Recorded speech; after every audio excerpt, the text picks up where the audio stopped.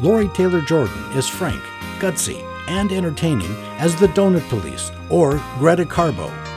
Loree has been determined to keep her audiences in fun while educating them to live longer, healthier lives.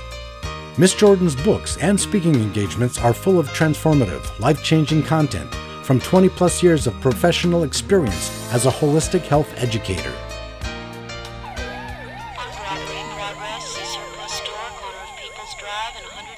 Okay, ladies and gentlemen, I'm Officer Jordan from the LAPD, and I'm from the Donut Police Division. Now I need all of you to stay in your seats. I've had a very serious complaint for the Health and Safety Code 115.90, Section 5 of the Penal Code.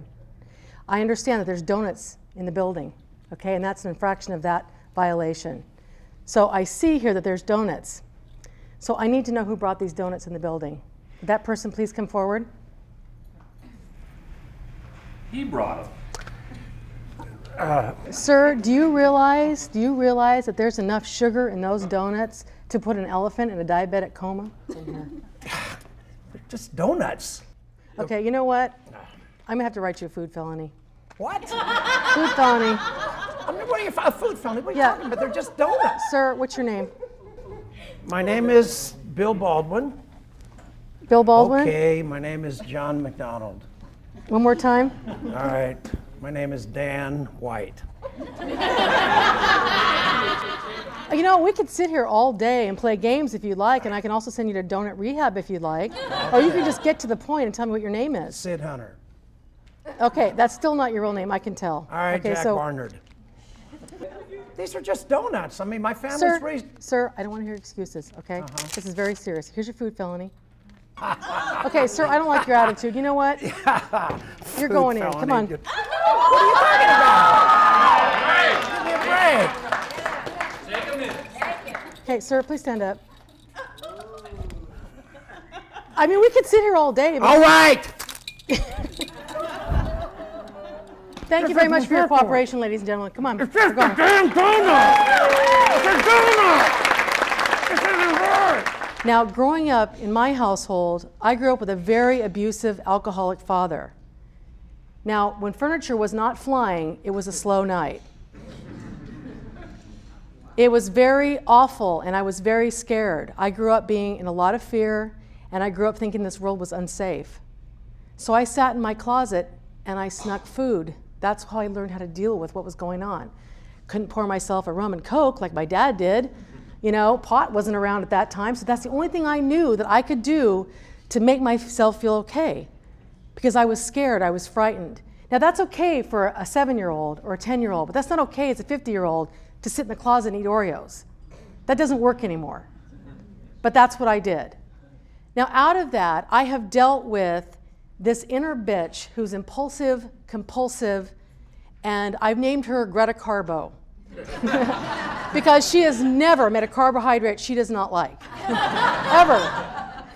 So I've had to deal with her, and I felt very ashamed of her, because my whole life it was like, I want to eat the cookie. No, you can't have the cookie. No, but I want to eat the cookie. No, but you can't have the cookie. Because I decided, you know what, that's part of who I am. I deal with her every day, so why not bring her out of the closet? I wrote a book about her. I'm not ashamed of her anymore. That's part of who I am. That's part of what I've had to deal with. Now, I also want to say, too, that in dealing with these emotions and these feelings, have you ever been around someone when something happens and you look at them and you say, why are they getting so upset? Have you ever experienced that? And they're just over the top and you're like, what is the problem here? The problem is because they have denied and not felt those emotions as a child. So what's happening is they're reacting not to what's happening. That's about 5%. But 95% is all those unresolved emotions. My husband and I go through this a lot. We've learned through this with counseling. We have a great counselor, and we've learned when we've triggered each other. Because when you've triggered someone, you've triggered unresolved pain. He has a lot of pain from his growing up childhood, and so do I from my alcoholic father. We literally were in, this is a true story, we're in the therapist's office, sitting in the waiting room like this. We were both triggered, we were both ticked off, and she came out and she could tell something wasn't right. She said, you, don't talk, time out.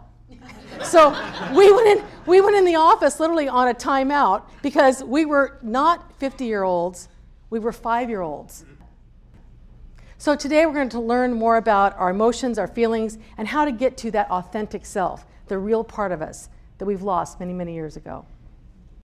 A kiss on the hand may be quite continental, but donuts are a girl's best friend. There may come a time when a well-meaning boyfriend thinks you're awful fat. Get on that scale, he'll leave you flat.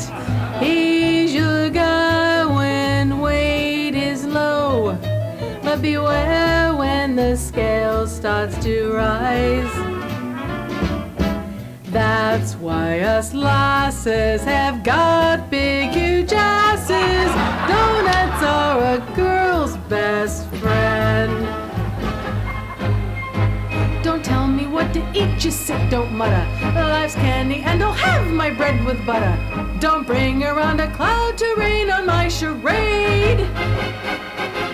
Don't tell me not to eat, I've simply got to. If I get fat, it's me, not you.